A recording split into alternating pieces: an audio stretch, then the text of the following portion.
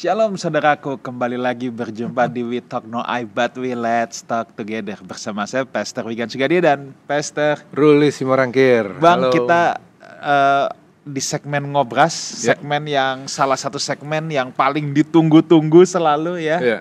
Ngobras, ngobrol santai Alkitab, dan kita pada malam hari ini akan bahas tamunya selalu cuma satu tentang nih, kalau kitab yang Ngobras. Iya, selalu. Siapa lagi Yang kalau bukan the one and only Ibu Rita Wahyu.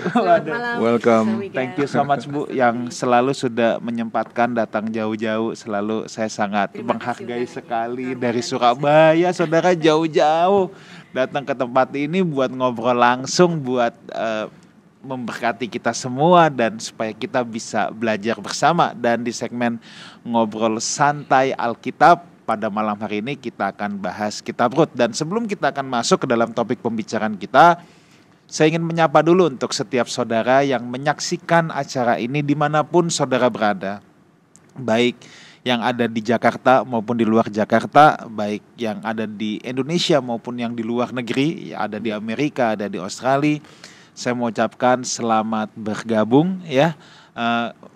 Di sini kita bukan merasa kita yang tahu semuanya, kita yang paling hebat, enggak, tapi justru lewat acara ini kita sama-sama belajar ya.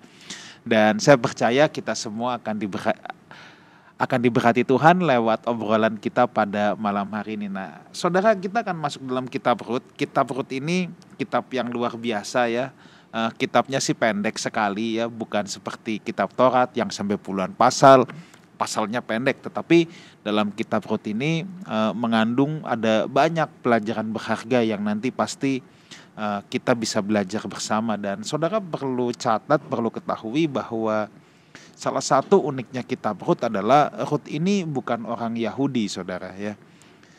Dapat dikatakan Rut ini orang kafir, dan di mana sebenarnya bangsa Yahudi itu sangat tidak boleh yang namanya kawin campur ya. Dan kalau kita lihat kan bagaimana Tuhan menghukum bangsa Israel seringkali karena mereka kawin campur. Tetapi pasti ada sesuatu yang hendak disampaikan oleh kitab ini. Rut bukan orang Yahudi, tetapi justru Rut bisa sampai masuk sebagai nenek moyang Daud. Bahkan di Matius 1 dia adalah nenek moyang Tuhan Yesus yang dicatat ya. Nah, mungkin sebelum ke Ibu Rita, Bang Roli mau ngomong apa dulu nggak tentang kitab Rut? Nggak terlalu banyak, karena udah pasti pada nungguin nih Ibu Rita mau cerita apa nih, mau ngasih berkat apa. Nah, sedikit aja saya mau bilang begini. Persepsi orang, persepsi manusia tentang Allah itu seringkali meleset sebetulnya, salah persepsinya. Secara mulut banyak orang yang bilang bahwa Allah itu baik, tapi jauh di kedalaman hati banyak orang yang mencurigai Allah. Tuh kan, Allah itu Allah yang suka ngutuk. Buktinya Allah itu mengutuki tanah, ngizinin adanya kematian. Berarti Allah tuh seneng dong ngehukum. Pikiran-pikiran seperti itu bahkan juga kemudian nanti mewarnai cara berpikirnya Naomi. Ketika suami dan anak-anaknya meninggal di dalam perantauan, Naomi curiga sama Allah. Dia menuding, dia punya persepsi yang keliru tentang Allah. Dia menuding bahwa Allah ini jahat. Dikatakan oleh Naomi, janganlah sebutkan aku Naomi, sebutkanlah aku Mara, sebab yang Maha Kuasa telah melakukan banyak yang pahit kepadaku. Dengan tangan yang penuh aku pergi, tetapi dengan tangan yang kosong Tuhan memulangkan aku. Mengapakah kamu menyebutkan aku Naomi? Arti kata Naomi itu manis, kindness, pleasantness gitu ya. Nah, jangan panggil aku Naomi deh, panggil aku Mara deh, pahit. Karena Tuhan telah naik saksi menentang aku, dan yang Maha Kuasa telah mendatangkan malapetaka kepadaku. Itu ditulis dalam Rut 1:20-21. Jadi ada persepsi-persepsi yang seperti itu jauh di kedalaman hati orang. Kalau Pastor Wigan barusan ngomong tentang Orang Israel nggak boleh kawin dengan Moab. Apa yang terjadi ketika perkawinan dengan Moab? Ada orang kawin dengan Moab, apa? Kutuk. Nah, berarti kan Tuhan senangannya kutuk. Iya. Kitab Ruth ini adalah kitab yang kalau kita pelajari nanti akan membuka persepsi kita tentang Allah. Karena kitab Ruth itu bukan bicara tentang kutuk, kemarahan Allah, bukan. Kitab Ruth justru bicara tentang selebrasi, tentang sukacita, tentang suatu keindahan. Nah, keindahannya seperti apa? Teng tong, langsung pada Bu Rita. Mungkin Ibu Rita bisa cerita sedikit dulu nih Bu tentang latar belakang kitab ini sampai kitab ini ada di dalam Alkitab. Yang ditunggu-tunggu oleh seorang petani itu apa sih? Panen. Ya. Tapi panen itu bisa gagal. Oke. Ya. Dan itulah yang terjadi dalam kehidupan rumah tangga. Jadi di dalam tradisinya orang Yahudi itu ada 3 kali hari raya yang memang diperintahkan agar orang Israel itu datang ke Yerusalem. Yang pertama itu mereka harus datang ke Yerusalem pada saat hari raya Paskah. Yang kedua adalah hari raya Pentakosta. Yang ketiga adalah hari raya Sukot. Jadi naik haji ke Yerusalem 3 kali. Pada hari raya Paskah membaca kitab Kidung Agung. Pada hari raya Pentakosta, pada hari raya panen, membaca kitab Rut. Pada hari raya Sukot membaca kitab Pengkhotbah. Nah, kenapa kitab Rut itu ditaruh pada musim panas? Nah, musim panas itu sekaligus musim panen, sekaligus bisa menjadi musim paceklik. Jadi cerita mengenai kisah Rut itu celebration of love, yang dimana love-nya itu hesed, kasih setia, unconditional love. Dan inilah adalah cinta yang dibuktikan oleh seorang yang bernama Rut. Dan yang menarik, kalau kita membaca kitab Torah, bahkan sampai ke kitab Yosua yang sudah kita pelajari, Yosua itu memerintahkan orang-orang Israel tumpas itu bangsa-bangsa Kanaan. Seolah-olah Allah itu jahat. Tapi di sini kita melihat, loh kok Rut boleh? Nah, bahkan pelarangan orang Moab dan orang Amon itu menjadi bagian dari jemaat Allah itu ditulis dalam 613 hukum Torah.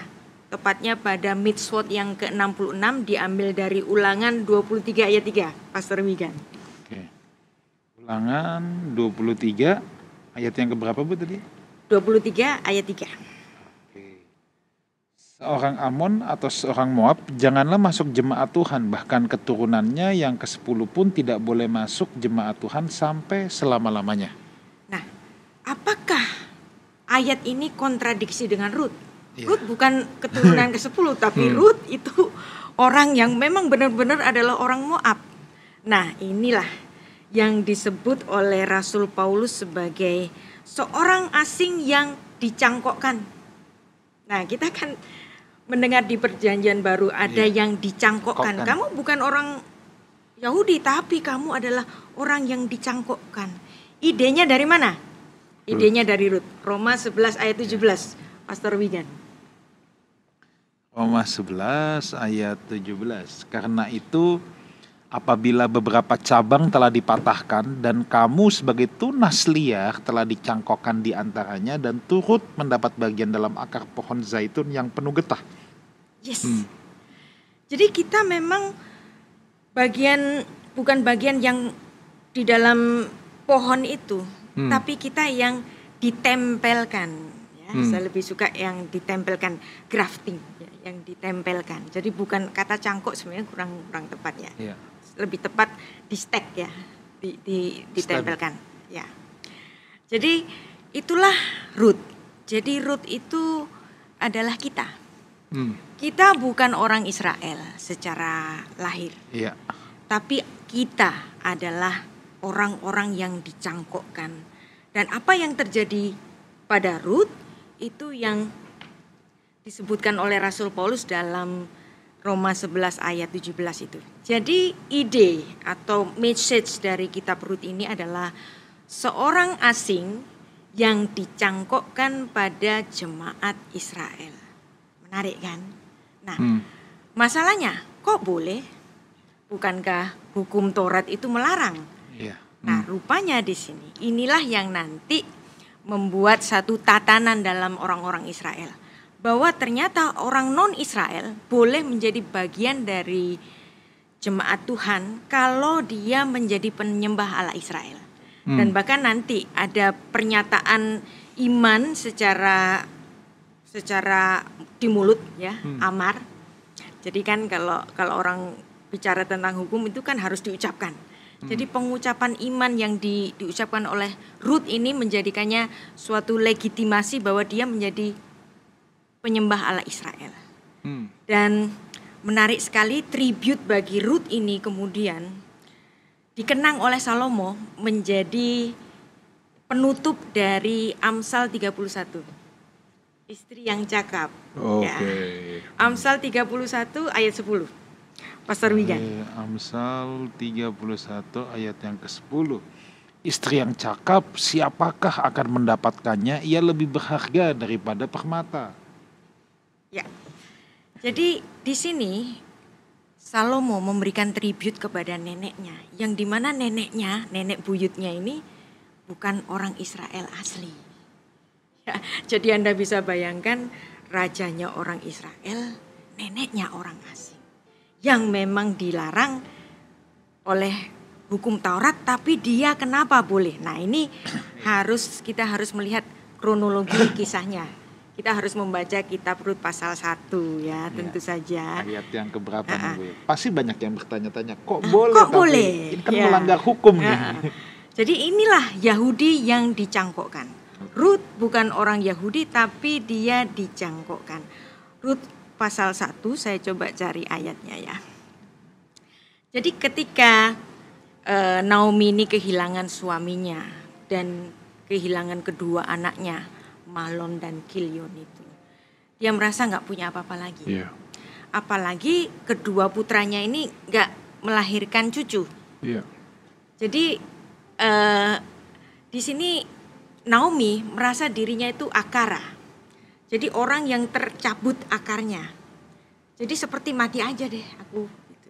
Karena aku nggak punya keturunan lagi. Ya udah aku pulang. Sedangkan dua menantunya ini masih muda-muda, masih cantik-cantik. Si Naomi ini bilang, udah aku pulang saja ke negeriku. Kamu cari suami lagi. Kalau seandainya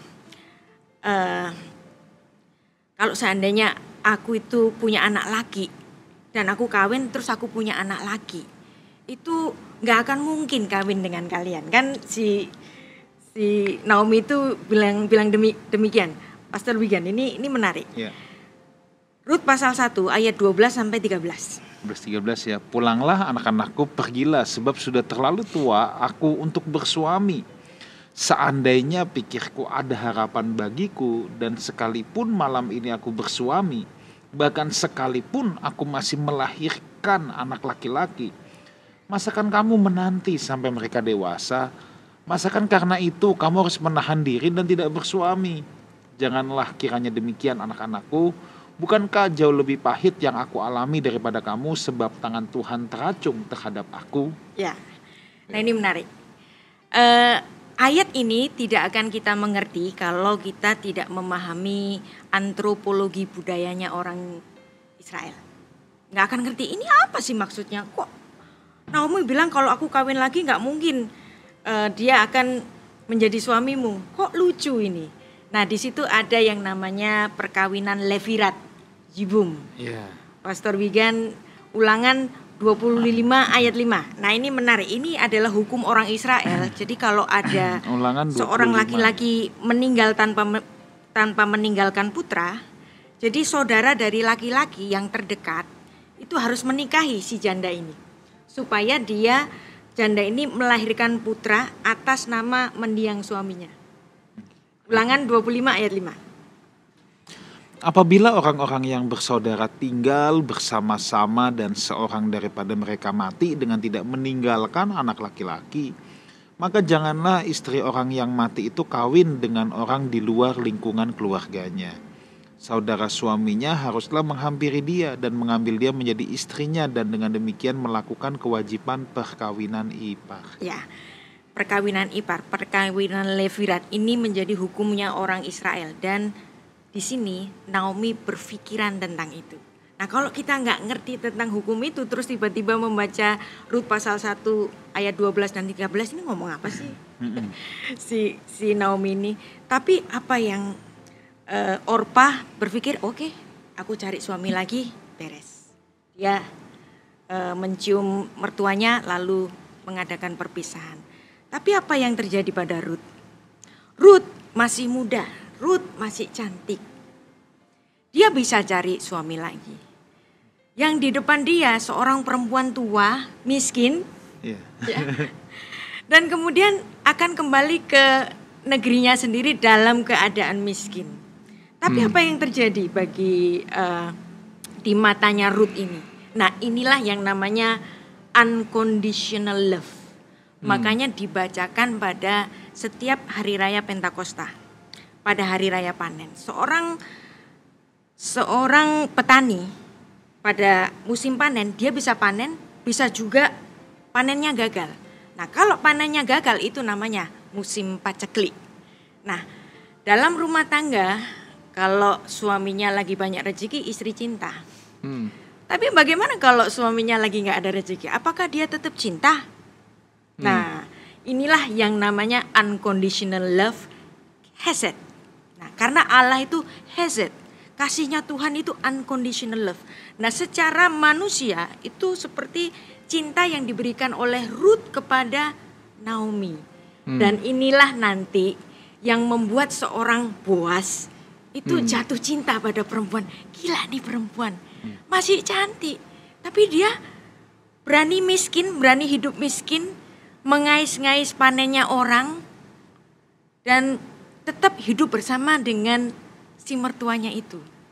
Nah dari situ suaminya udah meninggal loh. Suaminya sudah meninggal. Iya. Dia punya legitimasi untuk menikah lagi. Nah satu lagi, kenapa di sini seperti seolah-olah melanggar dari hukum Taurat tadi? Katanya Amon nggak boleh masuk. Nah di sini ada yang namanya profesus, pengucapan iman.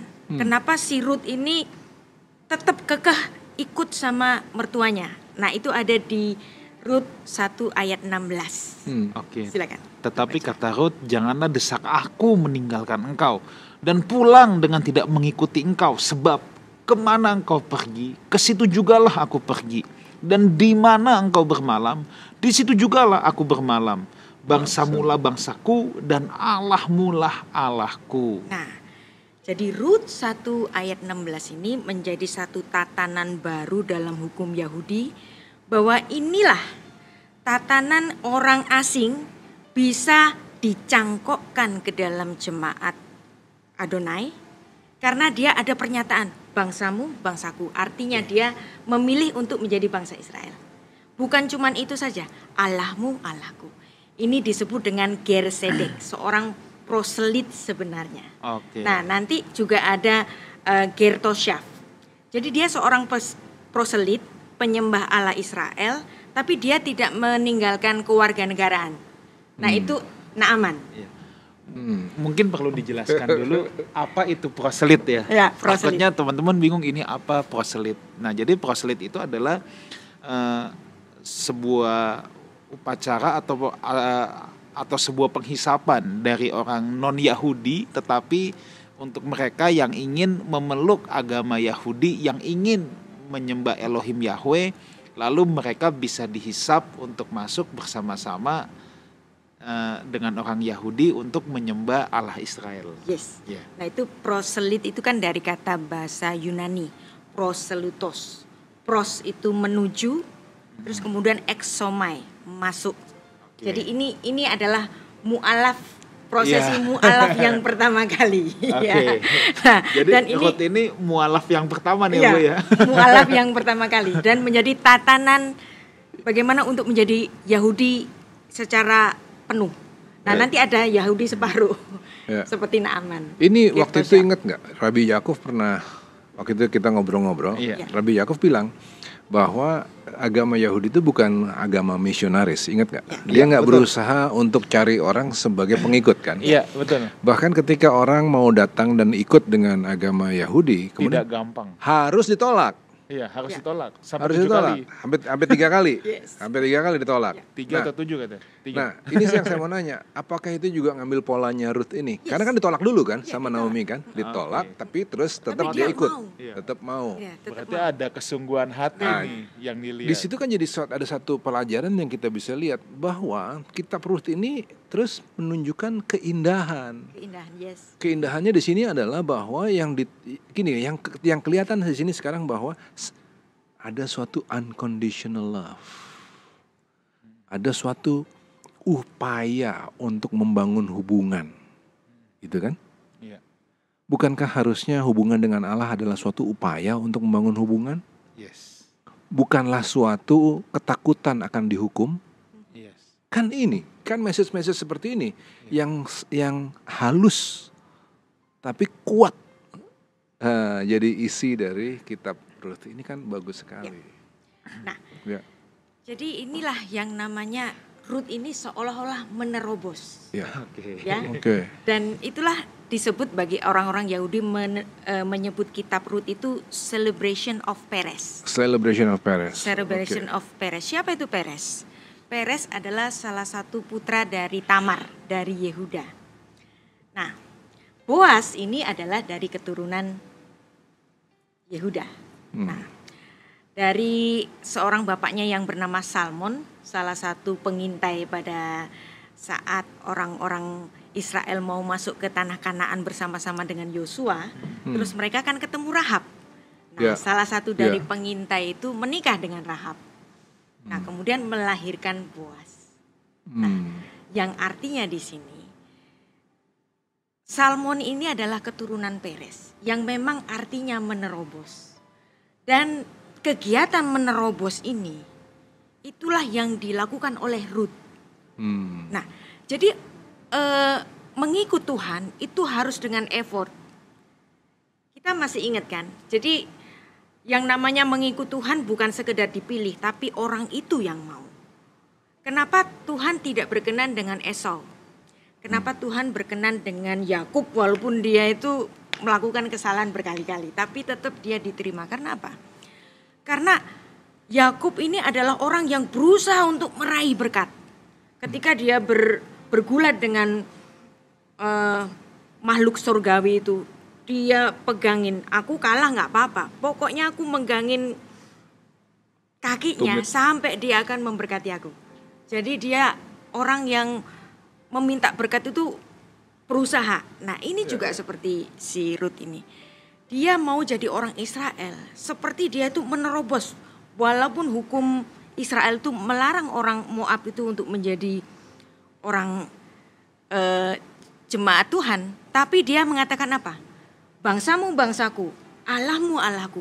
Jadi sekarang apa yang dipersoalkan? Aku sekarang menjadi seorang Israel. Apa yang dipersoalkan? Maka ketika mendengar ini, Naomi gak bisa berkata tidak. Ya udah, kalau itu yang kamu pilih dan kamu mau hidup miskin dengan aku perempuan tua ini, dan benarlah ketika masuk ke Bethlehem, dia melihat ada panenan orang yang dimana memang menurut hukum Israel itu kalau panen itu nggak boleh dipanen habis-habisan. Jadi mereka harus menyisakan sisa-sisa supaya orang miskin dapat mengaisnya. Nah, si Ruth ini mengais-ngais dan kemudian menjadi perhatian dari si Boaz. Dia melihat perempuan yang nggak biasa gitu loh. Ini kok ada perempuan baru, masih muda, cantik, tapi dia mengais-ngais. Artinya dia orang miskin. Lalu dia tanya ke pegawainya, siapa dia? Oh, dia menantunya Naomi. Anaknya Naomi mati. Tapi dia gak capek-capek tuh dari pagi sampai petang begini dia mengais-ngais terus untuk mencari jelai itu. Nah, di situ Boaznya heran. Gila nih perempuan. Masih cantik, masih muda. Tapi ngikutin mertuanya yang sudah tua itu. Dan di situ mulai ada satu perhatian Ya sudah, kalau gitu kamu kalau mengambil panenannya sisakan supaya bisa diambil oleh si Rut ini. Nah, Bang, ini Ya. aku ada 2 catatan dulu nih, Bang. Yang dari tadi Ibu Rita jelaskan, dan ntar kita bisa masuk ke aplikasi sebentar. Kali yang pertama, Bu, tentang tadi Ibu bilang peres ya, yang artinya menerobos. Saya jadi teringat dengan kisah perempuan Sirofenesia. Yes. Di Markus 7 ayat 26 yang jelas-jelas di situ seorang Yunani ya. Ia memohon kepada Yesus untuk mengusir setan dari anaknya. Lalu Yesus berkata kepadanya, biarlah anak-anak kenyang dulu sebab tidak patut mengambil roti yang disediakan bagi anak-anak dan melemparkannya kepada anjing. Tapi kalau kita baca terus, perempuan ini peres juga nih. Peres ngotot. Iya, benar Tuhan. Tetapi anjing yang dibawa meja juga makan remah-remah yang dijatuhkan anak-anak. Wah. Dan Yesus justru memuji akhirnya daripada perempuan ini. Jadi ini memang gambaran Rut juga nih ya, Bu. Ini gambaran Rut. Jadi orang yang memohon dan menerobos. Iya. Nah, udah dianjing-anjingin sama Yesus. Nah, ini peres ini. Ya, ini juga peres. Tapi yang menarik ya, Yesus itu adalah Allah yang inkarnasi dan Allah itu Maha Kasih. Mungkin nggak sih Tuhan Yesus itu setega itu ngatain perempuan yang sedang memohon itu dikatain anjing. Nah, ini dulu saya punya pengalaman yang menarik nih. Ada teman polemikus Muslim, katanya Yesus itu mengajarkan kasih. Tapi kenapa dia menyebut perempuan yang meminta tolong kepadanya itu dengan anjing? Oke, katakanlah bahwa perempuan itu bukan orang Israel, tapi Yesus mengatakan sesuatu yang gak patut. Ini bertentangan dengan kasihnya. Waktu itu saya jawab asal ngomong aja, gitu kan. Ya itu Tuhan mau ngetes si perempuan itu, ngetes imannya gitu. Kan kalau lagi debat kan asal jawab. Tapi setelah itu saya pikir-pikir, iya ya, masa Yesus itu bicara kasar pada perempuan itu? Nah inilah makanya kenapa kita harus membaca Alkitab dalam bahasa asli. Dalam kitab Markus di situ ditulis secara jelas bahwa dia adalah perempuan Sirofenesia, yang artinya dia perempuan asing. Dan pada zaman Yesus itu ada 4 bahasa. Aram, Ibrani, Romawi sebagai bahasa penjajah, bahasa administrasi, yang satu lagi bahasa internasional, bahasa Yunani. Nah, karena perempuan ini orang asing, artinya perempuan ini berbahasa Yunani. Maka dengan perempuan asing itu Yesus bicara dalam bahasa Yunani. Perempuan ini udah sering dianjing-anjingin sama orang Yahudi. Jadi sama kayak orang Chinese kan. Orang Chinese itu kalau bilang bangsanya sendiri itu lang, orang, kita ini orang. Terus orang lain apa? Bangsa lain apa? Bangsa lain kui. Setan gitu kan. Itu memang dia, Bang. Abang batuk langsung. Oke. Itu bener, Bang. Kalau orang China yang toto ya, bilang dirinya sendiri Lang. Cungkuoren kan orang. Bangsa lain semua ditambahin kui belakangnya. Itu setan gitu. Nah, orang Yahudi juga gitu. Yang manusia cuman kita. Terus yang lain siapa? Anjing gitu. Nah, jadi perempuan ini sudah terbiasa dianjing-anjingin sama orang-orang Israel. Lalu kemudian Tuhan Yesus memanggil perempuan itu dengan anjing. Tapi coba perhatikan nanti di Alkitab bahasa aslinya. Anjing dalam bahasa Yunani itu kuon. Tapi Yesus memanggil perempuan itu gunarion. Ya. Nah, itu bentuk diminutif. Jadi Yesus tidak memanggil perempuan itu sebagai dog, tapi sebagai papi. Hei papi, apa yang kamu mau? Aku ini untuk orang Israel. Nah, karena Yesus memanggil dia dengan papi, anjing kecil. Si perempuan ini, loh kok beda nih? Ya, kok beda nih Yesus? Nggak kayak Yahudi yang lain tuh, gitu, nganjing-nganjingin gue.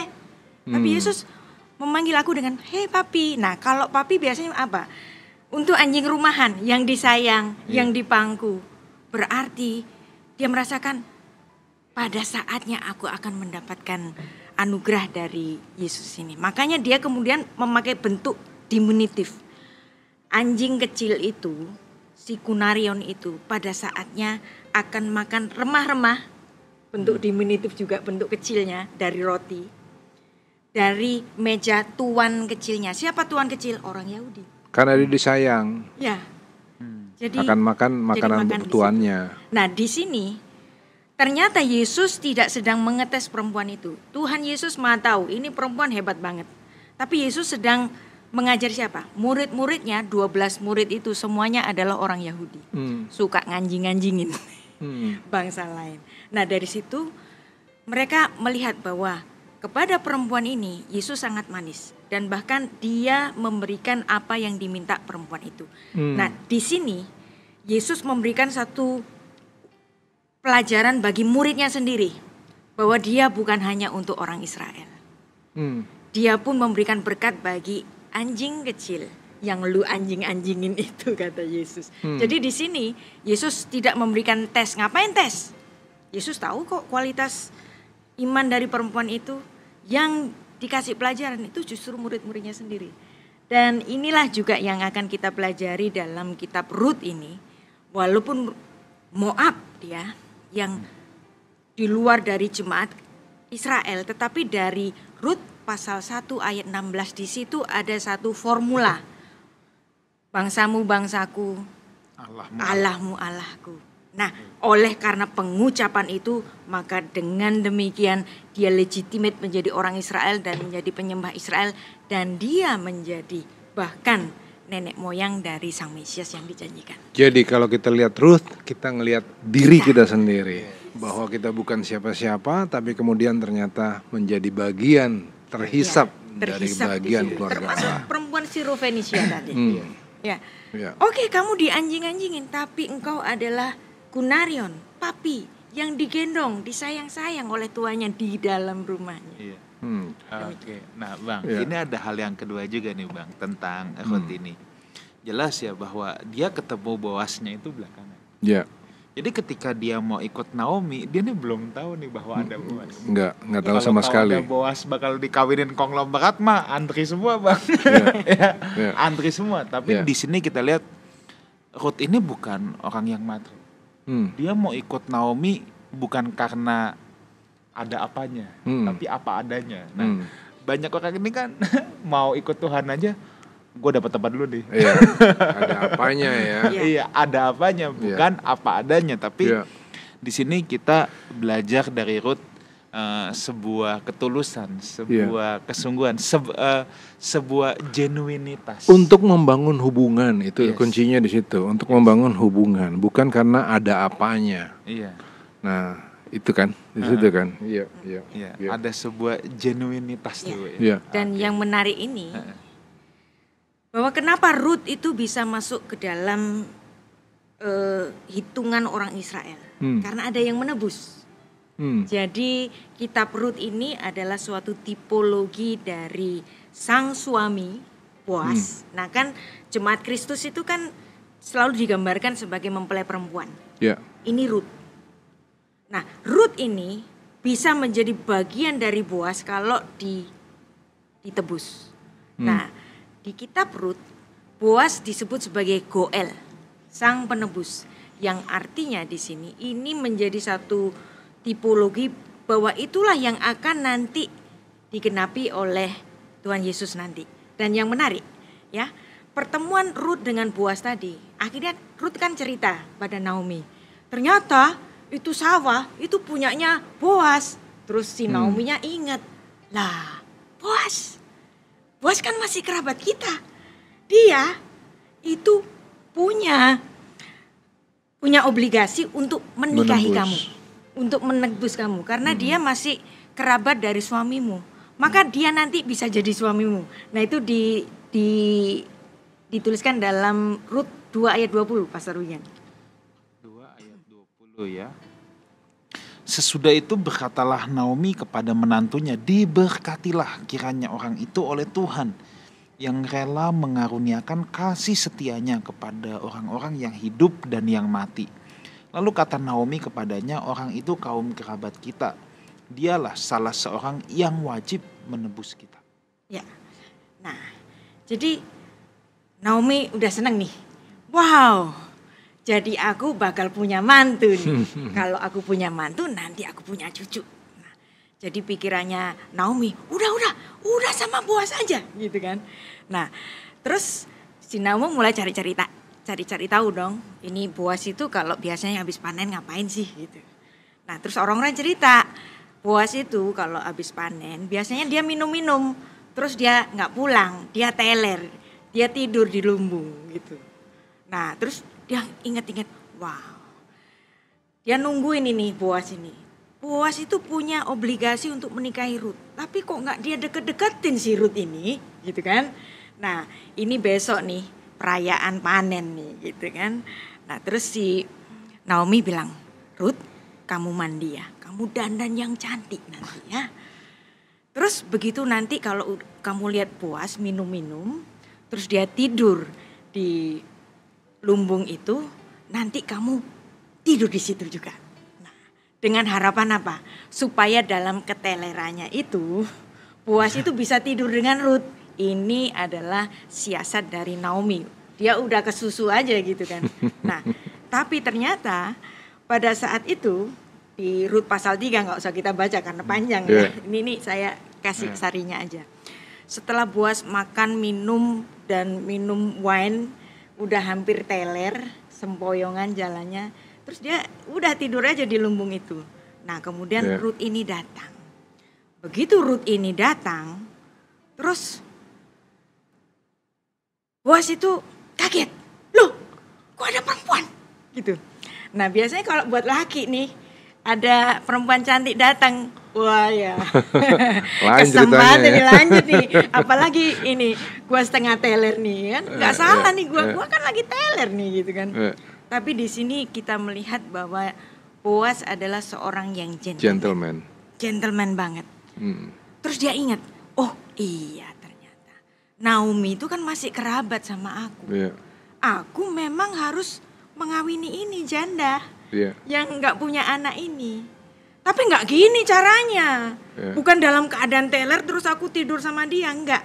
Nah di sini Boas itu menyebutkan Rut itu dia melakukan apa saja yang dikatakan oleh si mertuanya ini, dan kemudian dia menyebut Rut ini sebagai Eshet Hail. Rut 3 ayat 11.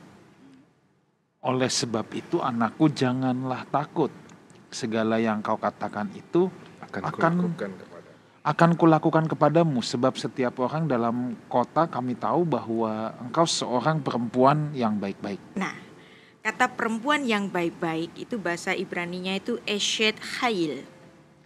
Nah, Eshet Hail ini yang disebut oleh Salomo dijadikan judul penutup dari kitab Amsal pasal 31 ayat 10 itu. Bahwa Eshet Hail, miyimsa. Jadi Eshet Hail itu, Eshet itu istri, Hail itu pahlawan. Rut, kamu itu pahlawan. Kenapa? Karena kamu itu berusaha untuk tetap menjadi istri yang baik, mantu yang baik. Dan kamu memang sedang minta bagianmu. Karena ini adalah memang hak bagi Rut untuk dikawini kerabat dari mendiang suaminya itu. Dan itu memang ketetapan hukum. Tapi Boas nggak mau dengan cara itu. Dia mau dengan cara yang benar. Yang benar. Nah, lalu dia mengatakan, Rut, kamu itu Eshet Hail. Kamu itu jadi istri yang cakap. Nah, Hail di sini, kata Hail itu bisa bermakna pahlawan atau jagoan. Kamu itu istri yang jagoan. Kata Hail itu biasanya dikenakan dalam konteks militer. Jadi dia melihat Rut ini sebagai seorang orang yang begitu menjadi pahlawan bagi keluarganya. Nah, di Rut pasal 2 ayat 1 dikatakan bahwa Boas itu adalah seorang yang kaya raya, bahasa Indonesianya. Tapi bahasa Ibraninya menulis Boas adalah Ish Gibor Hail. Ish itu laki-laki, Gibor itu mulia, besar, Hail itu pahlawan. Jadi kita bisa membayangkan Boas ini pada zamannya hakim-hakim dahulu, dia adalah seorang jenderal jenderal yang besar. Makanya ketika Boas itu sadar bahwa itu adalah Ruthnya ketakutan. Oke. Bayangkan ada seorang jenderal, kok kamu? Ada apa? Siapa kamu? Siapa gitu? kamu? Nah, Ruthnya jadi kayak ngelihat hantu di situ. Yeah. Tapi di situ Boasnya langsung tahu, oh ya, aku harus memenuhi tugasku, tapi bukan dengan cara ini. Terus kemudian dia pulang. Oke gini, mana tudungmu? Terus dia memberikan tudungnya. Terus Boas memberikan hasil panen itu untuk dibawa pulang. Nah, jadi di sini Boas tidak ingin mempermalukan Ruth maupun Naomi, yang walaupun itu merupakan satu rekayasa. Ya. Ya, tapi dia tidak ingin mempermalukan. Jadi Boas ini benar-benar seorang yang gentleman. Setelah itu, Boas itu bilang, kamu pulang ke mertuamu dan besok aku akan pergi ke kota. Nah, ketika Boas ini pergi ke kota, dia mengumpulkan tua-tua orang-orang Israel itu. Dia mengatakan, ini ada janda dari kerabat kita yang nggak punya putra. Tapi di sini ada beberapa laki-laki yang punya obligasi untuk menikahi perempuan itu. Sebelum aku ada laki-laki yang lain. Yeah. Nah, tapi ternyata laki-laki yang lain itu tidak bersedia untuk menikahi Ruth. Yeah. Oke, kalau kamu nggak bersedia, jadi aku yang menikahi ya. Nah, laki-laki yang tidak bersedia menikahi Ruth itu kemudian memberikan sandalnya supaya itu menjadi satu pengukuhan. Kalau zaman dulu itu ngasih sandalnya. Mungkin kalau sekarang itu pakai materai. Tanda tangan. Zaman dulu belum ada materai, jadi sandalnya itu dikasih sebagai legitimasi bahwa ketetapan ini bahwa Boas yang akan menebus si perempuan ini. Nah, dari situ di hadapan tua-tua secara legitimate Boas itu mengambil Ruth sebagai istrinya. Yeah. Jadi bukan dengan cara teler terus tidur sama dia. Itu yang nggak mau dilakukan oleh Boas. Dan ini juga sebagai satu tipologi bagi Allah kita. Allah kita taat dengan hukumnya sendiri. Upah dosa adalah mati. Kalau kamu dosa kamu mati. Tapi kamu berdosa dan kamu harus mati. Jadi siapa nih? Gak bisa aku bilang kamu diampuni begitu saja. Hutang dari ucapanku sendiri itu harus aku bayar. Jadi aku yang harus membayarnya. Aku yang harus menebusnya. Jadi cara Tuhan, cara Boas ini adalah cara-cara dari para suami yang gentleman sebelum memperistri istrinya. Demikian. Oke, luar biasa. Ya, ceritanya bagus ya. Kan? Ini kalau dibikin Ya, film seru luar nih, biasa kan. Terus caranya Ruth itu juga waktu malam-malam sama Boas itu kalimat-kalimatnya juga kalimat-kalimat yang terdidik sekali loh, yang waktu sehingga Boas itu menyebut dia Eshet Chayil. Iya, jadi kan Boas kaget. Kenapa ada perempuan di sebelahku? Ya. Kalimatnya Ruth itu, kembangkanlah kiranya sayapmu melindungi hambamu ini. Nggak ada kegenitan, Ya, nggak ada apa-apa Ya. gitu. Itu kan kebaca ketulusan ya dari kalimat-kalimat yang seperti itu ya.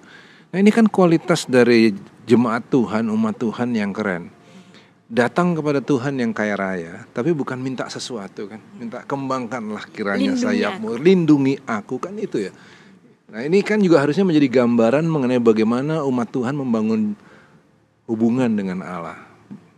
Bukan untuk apa yang Allah punya, tapi untuk supaya sayap mau melindungi aku. Wah itu keren banget. Keren banget. Nah ini yang kenapa kok Ruth ini sebagai satu celebration of Perez. Ya. Iya. Nah ini ada di Ruth 4 pasal 12, Ya. Pastor Wigan. Ayat 12 ya. Keturunanmu kiranya menjadi seperti keturunan Peres yang dilahirkan Tamar bagi Yehuda oleh karena anak-anak yang akan diberikan Tuhan kepadamu dari perempuan muda ini. Ya. Kenapa Perez? Perez sebenarnya nggak lahir yang pertama loh, ya. Tapi yang lahir itu Zera kan. Tapi kemudian si adiknya ini ngerobos keluar. Menerobos keluar supaya dia menjadi yang sulung. Nah supaya berkat kesulungan itu datang ke Perez. Nah demikian juga Ruth.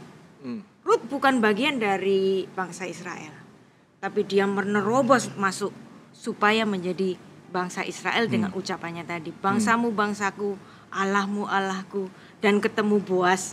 Boaz melihat ketulusan cinta dari Rut yang unconditional. Orang kalau bisa mau hidup miskin, berani hidup miskin,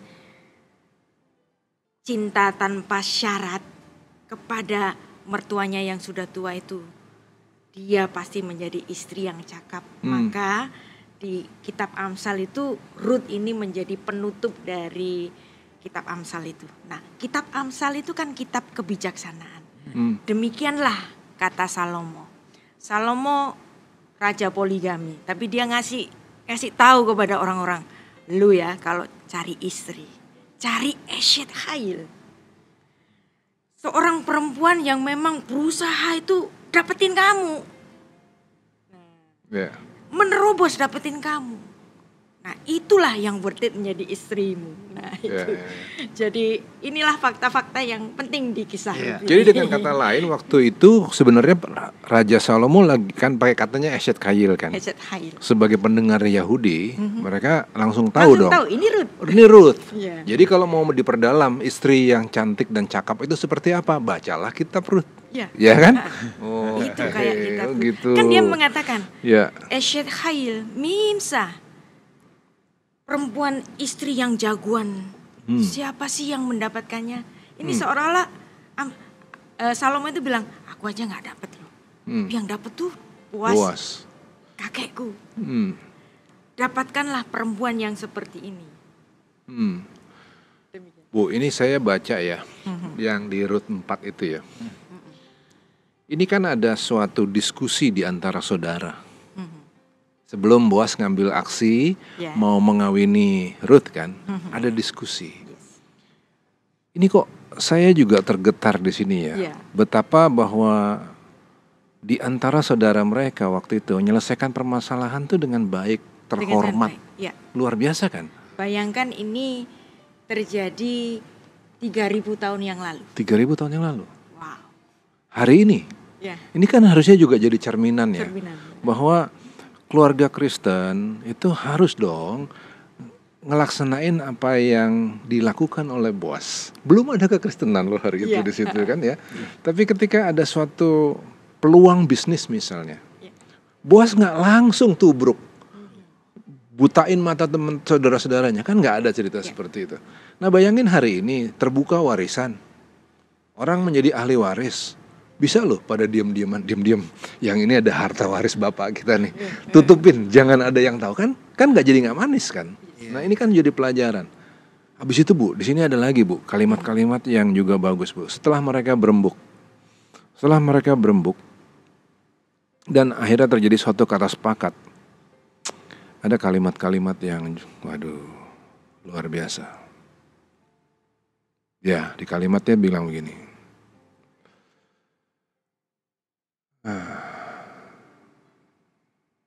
Mana tadi? Nah nih, Tuhan kiranya membuat perempuan yang akan masuk ke rumahmu itu sama seperti Rahel dan Lea. Yang keduanya telah membangunkan umat Israel. Biarlah engkau menjadi makmur di Efrata dan biarlah namamu termasyhur di Bethlehem. Keturunanmu kiranya menjadi seperti keturunan Peres yang dilahirkan Tamar bagi Yehuda. Oleh karena anak-anak yang akan diberikan Tuhan kepadamu dari perempuan muda ini. Dibiasakan gak sih di dalam keluarga kita untuk ngucapin harapan-harapan yang indah kepada saudara, kalau kepada boleh teman. Mundur lagi Pak Suduli. Rut 4 pasal 10 itu keren itu. Cara mereka itu menyelesaikan masalah dengan kemufakatan. Kemufakatan, musyawarah untuk mencapai mufakat. Yes. Juga Rut perempuan Moab itu istri Mahlon. Aku peroleh menjadi istriku untuk menegakkan nama orang yang telah mati itu di atas milik pusakanya. Demikianlah nama orang itu tidak akan lenyap dari antara saudara-saudaranya dan dari antara warga kota. Kamulah pada hari ini menjadi saksi. Jadi semua orang diajak untuk menjadi saksi ketika Boaz memperistri Rut itu. Ya, jadi ada peluang untuk menikahi Rut. Pada saat itu mungkin Rut belum kelihatan di mata orang, belum kelihatan sebagai berlian sebetulnya. Tapi Boas tahu ini Sudah melihat. ini udah lihat, dia udah tahu ini berlian. Nggak langsung terus dikuasai gitu loh, ditawarin dulu ke saudara-saudaranya yang memang juga memiliki hak. Ya. Ditawarin dulu. Kamu Mau nggak kan ya? Kalau nggak mau aku. Ya itu kan tadi kan Ya. kalau di dalam praktek hari ini kan suka gitu. Orang tua meninggal, ada anak beberapa, si anak tahu hartanya orang tua, yang tahu ditutupin. Yes. kan begitu tuh. Zaman Padahal sekarang. itu zaman sekarang. 3.000 tahun yang lalu kok bisa seperti ini. Nah, abis itu ternyata nggak ada yang mau untuk bertindak melindungi perempuan ini. Tidak mau mengepakkan sayap. Nggak mau ngepakin sayap. Kemudian Boas bilang, kamu sekarang menjadi saksi. Kemudian saudara-saudaranya yang lainnya juga ngucapin kalimat berkat. Kan ini kan indahnya luar biasa ya. Kalau hari ini keluarga Kristen, keluarga orang percaya bisa seindah ini hari ini. Ketika ada pernikahan, Ya. menikahkan Ya. anak, seyogianya itu semua itu juga menjadi saksi. Ya. Semuanya memberikan berkat. Kiranya engkau menjadi saksi, kan gitu kan. Terus semuanya bilang, ya, kamilah menjadi saksi. Kiranya Tuhan membuat perempuan yang akan masuk ke rumahmu seperti Rahel dan Lea. Kalimat-kalimat yang bagus ya. Ya, keren. Oke, Bang, kita sudah di penghujung acara. Emang udah mau habis? Yes, waktu kita sudah Oke. tanpa terasa ya. Oke. Sudah 1 jam, saudaraku ya. Kita sama-sama belajar tentang kitab Rut. Mungkin ada closing statement dari Ibu Rita yang mau disampaikan, satu kalimat. Seperti tadi yang sudah kita pelajari bersama, Rut adalah kita. Ya. Kita bukan bagian dari Am Segula, the chosen people. Tapi kita adalah orang asing, bangsa kafir yang ditempelkan pada pokok anggur itu. Rut adalah kita. Bang, mungkin ada closing statement. Allah bukanlah Allah yang ganas. Allah yang suka mengutuk-ngutuki. Allah yang suka kasih hukuman. Kitab Rut membuktikan betapa lembutnya Allah. Oke, kalau dari saya, yuk kita belajar seperti Rut, orang yang sangat genuine, orang yang sangat tulus, orang yang apa adanya saja. Dia bukan orang yang ada apanya ya. Tetapi kita belajar seperti Rut untuk punya ketulusan hati yang luar biasa. Terima kasih Ibu Rita Wahyu untuk kebersamaannya, untuk sharingnya. So, sampai jumpa minggu depan di We Talk No I But We Let's Talk Together. God bless you.